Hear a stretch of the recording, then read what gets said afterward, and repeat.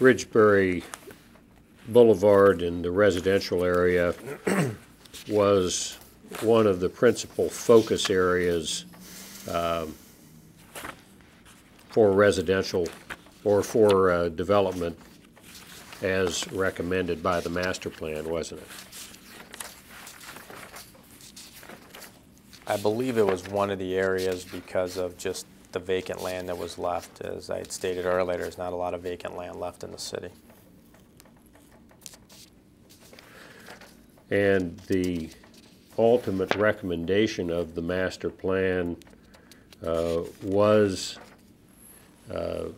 for the city to encourage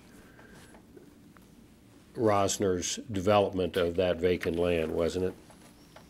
No, not necessarily his development, but to, the city has a lot of apartment complexes and such, and so if there was a way with some of the vacant land to have some type of additional homes that to take advantage of the vacant land, then they would do so, but nothing in particular with that developer. Look at Chapter 6 under focus areas, specifically Ridgebury residential area. Mm-hmm.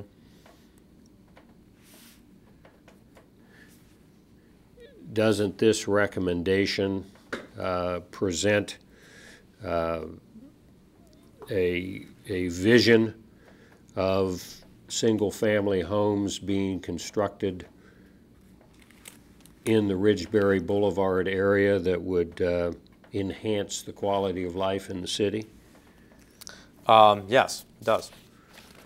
And this focus area specifically encompassed the property that you acquired on Ridgebury Boulevard, is it not?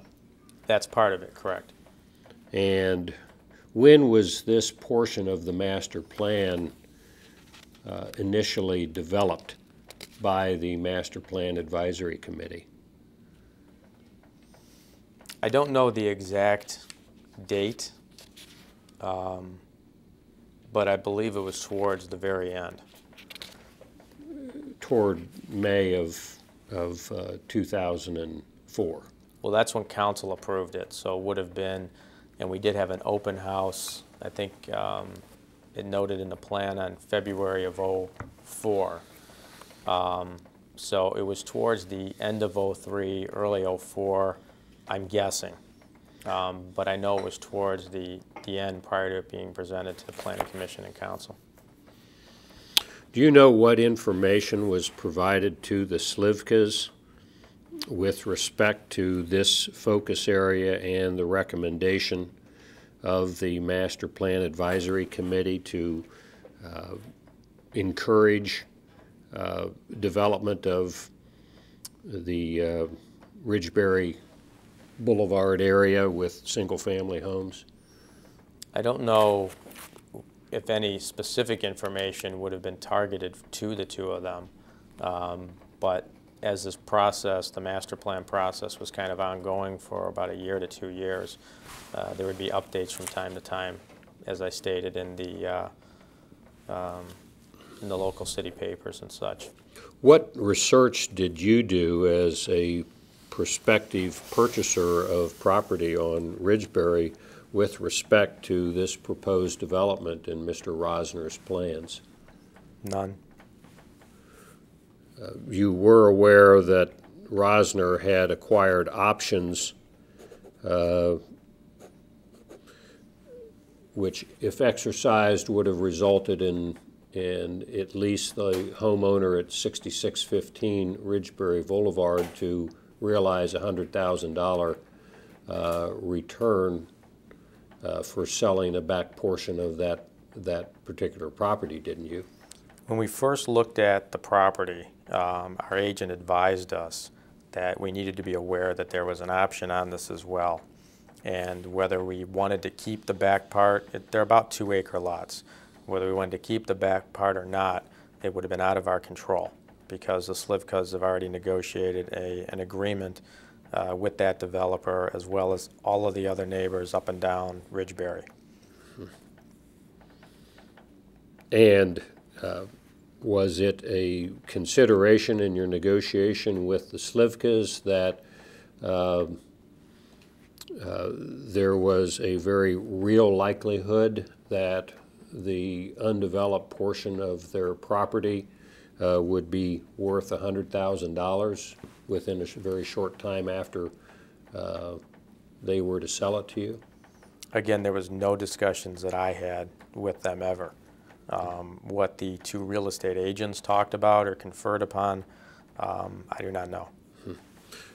Were you aware of what the Slivka's domestic situation was at the time that you were purchasing property from them in September and November of 2003? I only found out near the closing of this transaction, which was difficult. A lot of things came to light at that point. They were having some domestic issues. The home was in foreclosure. When we should have closed, all of a sudden the escrow officer advised us there were other liens on the property that they didn't know about. These were credit card liens or different creditor liens against the Slivkas. So it was really kind of a mess in November of '03 when we finally closed. And even though that date should have been the end of it, there still had to be additional work after to get the other liens off so we could take it clear title. And who took care of that particular The escrow work? officer got involved with it. I think it was real estate title. Were the Slivkas both living at the 6615 Ridgebury Boulevard address when the purchase was approved? I don't know for sure. I could only say it appeared so because as we were doing our walkthrough and looking at closets, there appeared to be male and female clothes and things of that nature. Did the Slivkas have children? I believe they had a son. Or actually, I don't know if it was their son, but there was a boy that was living there because, again, on the same day that we saw Claudia, when she appeared kind of unannounced, a boy was there as well. Appeared to be about, I don't know, 12 or 14 or something. I give you what's been marked as Exhibit D, which is specifically the chapter of the master plan that relates to the commercial area, which is located on page 4 of 5 of this exhibit.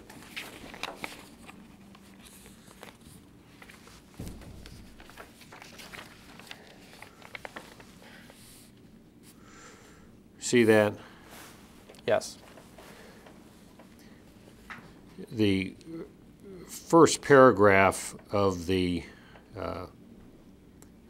first sentence paragraph that reads, "The available tracts of unused land behind the existing Ridgebury homes presents a resource that is," and I'm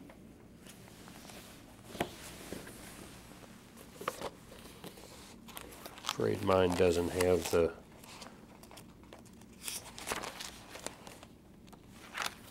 full language. Presents a resource that is likely to be developed on its own and should be guided by the objectives of this master plan. That relates specifically to the properties including on Ridgebury Road, including 6615 Ridgebury Boulevard, which is now your property, doesn't it? Correct.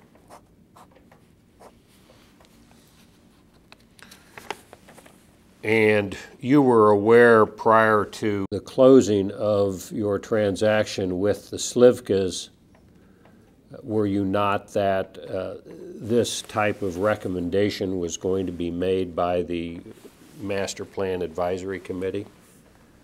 I'm sorry, did you say prior to my? Prior to purchasing the home in November of 2003, you were aware that this would be one of the recommendations that the Master Plan Advisory Committee would be making, were you not? We being myself and the Slivkas, had entered into our agreement to purchase the property.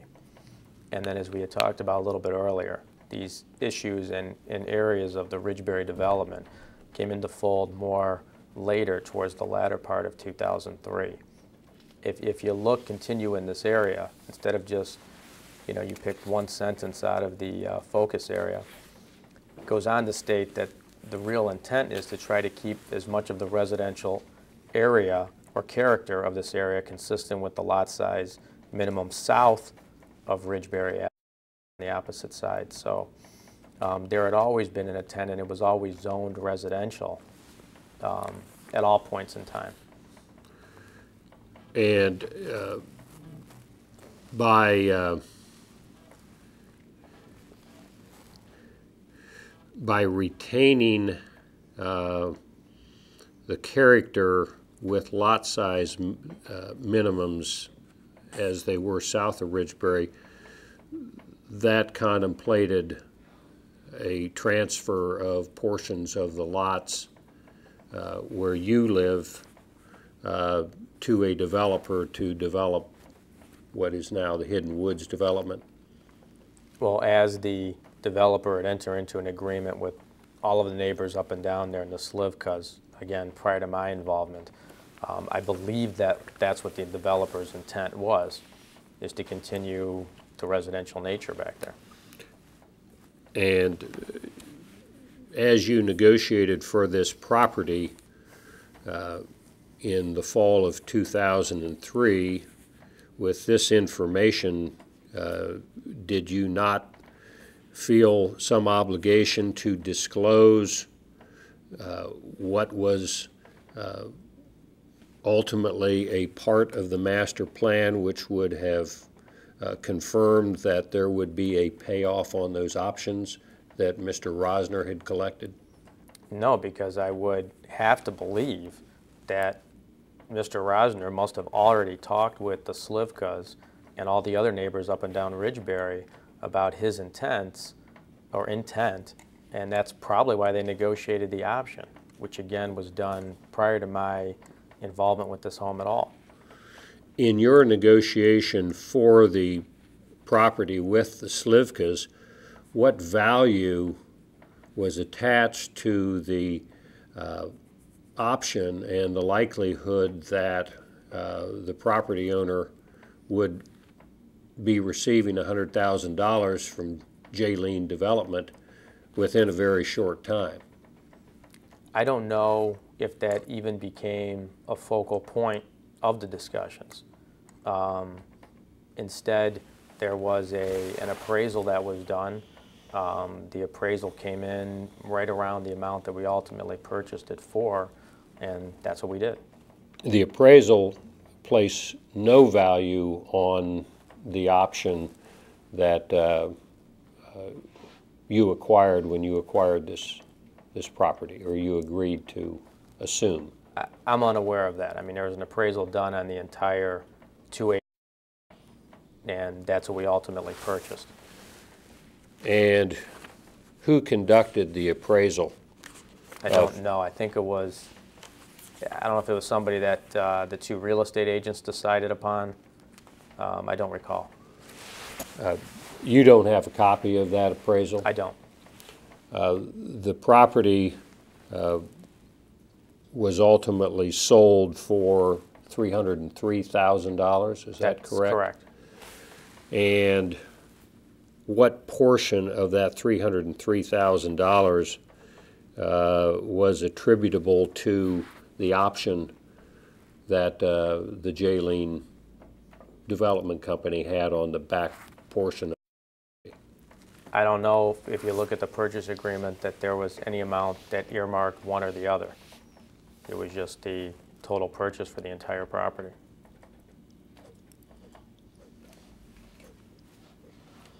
Did you have any conversations with Mr. Rosner or any representatives of Rosner prior to entering into an agreement to purchase the property? Did I? No. Yeah. Do you know whether or not your real estate agent did? I don't know unless it was just to get me a copy actually of the option. But since that was recorded with the county, I believe she just obtained it for me and sent it to me. We on E. E.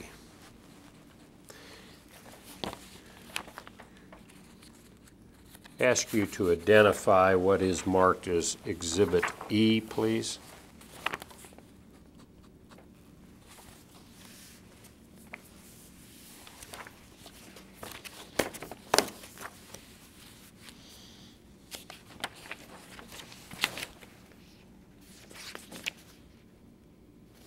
Just by its title, it's an option to purchase real estate. And there's a stamp from the county recorder's office dated July 29th of '03. And it gives a number, recording number, I guess. And it's between Jalen Development, it looks like, and David and Claudia Slivka. And when did you first see this document? It would have been,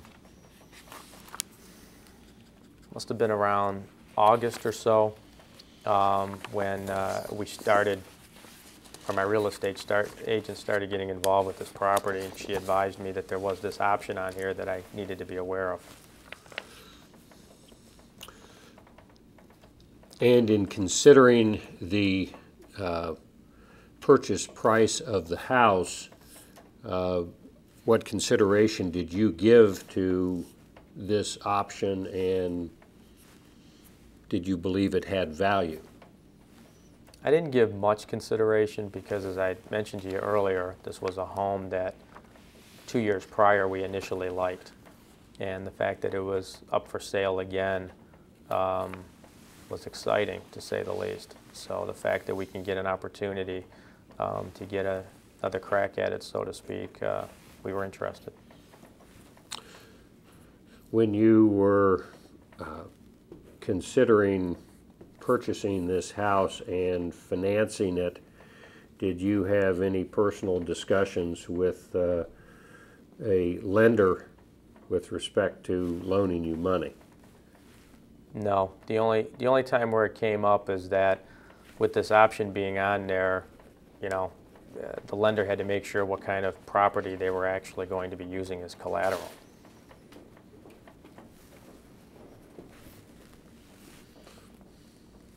When you were looking at this home earlier, 2 years earlier, did you make an offer on the home? I'm trying to think if we made an offer.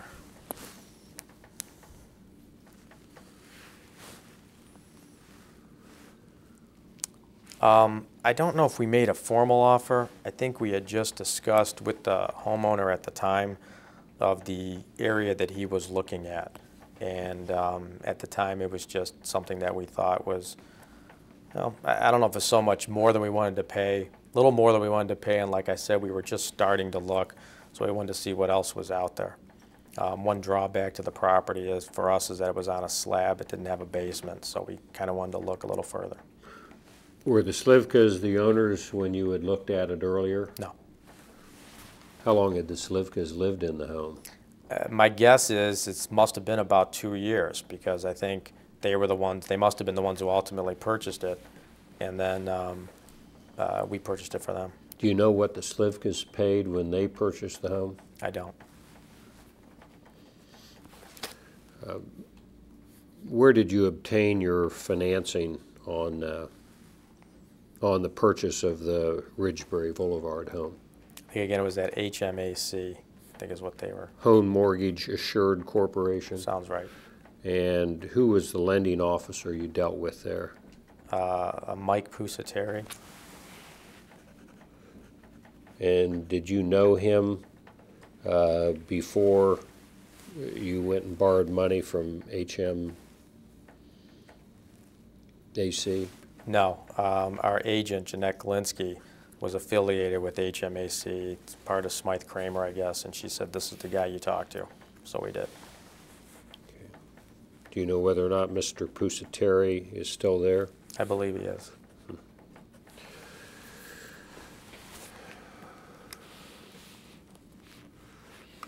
When did you confer with the lender, first confer with the lender after you decided you were going to pursue this house? I really don't know. It's just part of the process. At some point, they had to make sure that you know, we would be eligible for a loan. Well, in Exhibit A that you gave me, it has on the first page of the offer to purchase real estate and acceptance, somebody's written in under financing pre-approved with HMAC. You see that? Yes. When did you start the process of borrowing money? Again, I don't readily recall, but I don't know. It would have had to been some part, I guess, somewhat early on once we thought that we really wanted to purchase the home. Mm-hmm.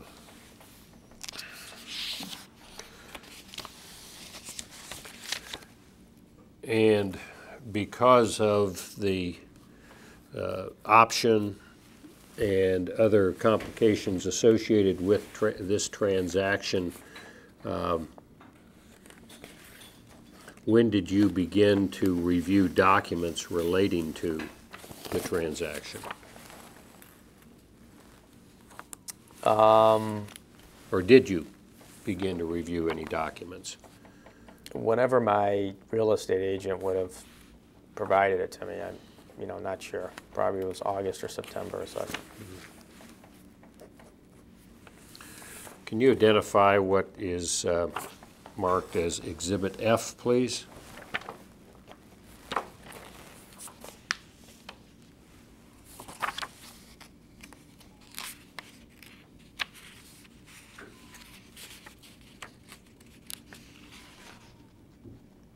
This looks to be the assignment when the Slivkas assigned the option over to myself and my wife.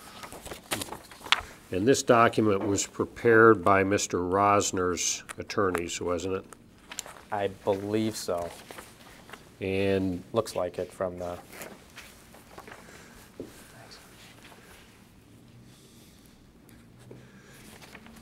Did you communicate at all with Mr. Rosner's attorneys during this transaction with the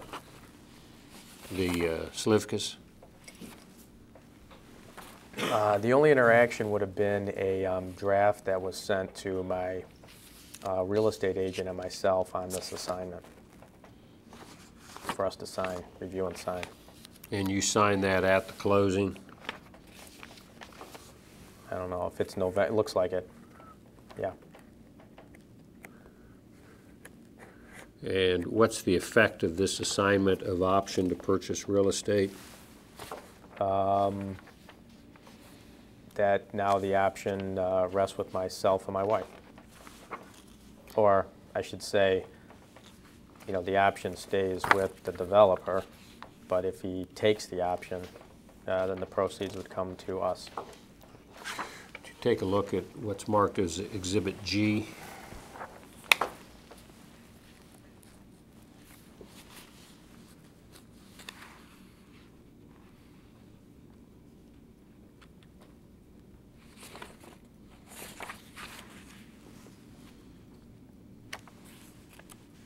Okay. You identify that document? It's an agreement that we had entered into with Jaylene. I think this is just something that was necessary with our loan, so that the mortgage that we took out would be primary over this option. This document signed by you and your wife and Matt Rosner? Correct. And do you recall signing this? Yeah, I think this was done at closing also. Was Mr. Rosner present at the closing? No. And was this document also prepared by Mr. Rosner's counsel? I believe so, but I don't know for sure.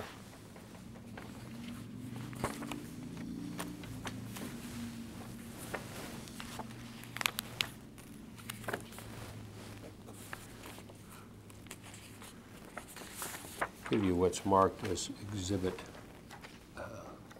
H.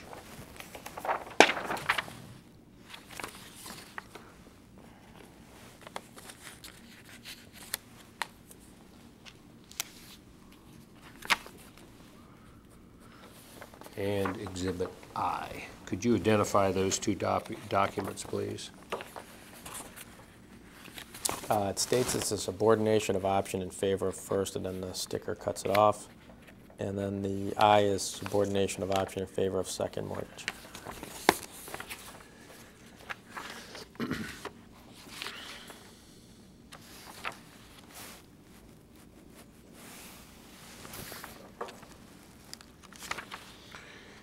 And this document was also prepared by Mr.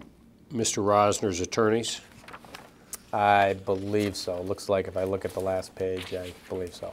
Both H and I were prepared by Mr. Rosner's attorneys. And, yes, looks that way. And they were signed at the closing? Correct. Do you know who Carol A. Reed is? I think she was the escrow officer closing.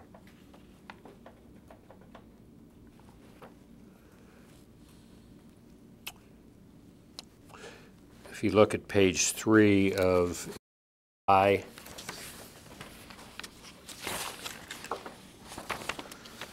it states that Mr. Rosner personally appeared to sign this document before Ms. Reed, the closing officer. You see that? Yes. But you don't recall Mr. Rosner appearing at the closing and signing any documents? He must have came before or after us.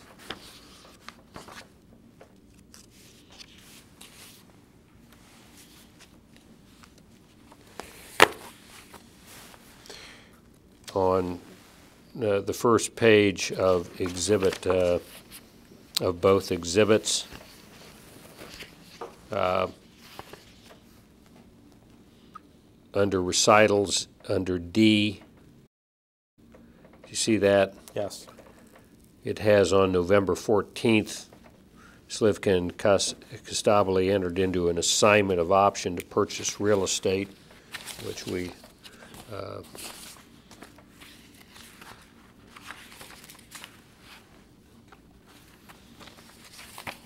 had discussed.